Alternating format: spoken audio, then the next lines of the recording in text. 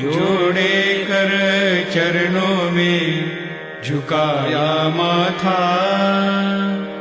विनती मेरी सुन लो मेरे सद्गुरु नाथा। रहे ना रहे भाव तेरे चरणों में आया। कृपा दृष्टि रखना मुझ पर सद्गुरु राया। सदा तेरे चरणों में रहूं करो दया।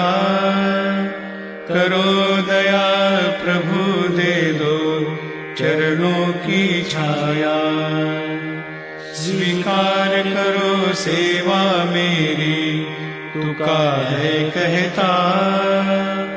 माया के बंधन तोड़ो जग के विधाता।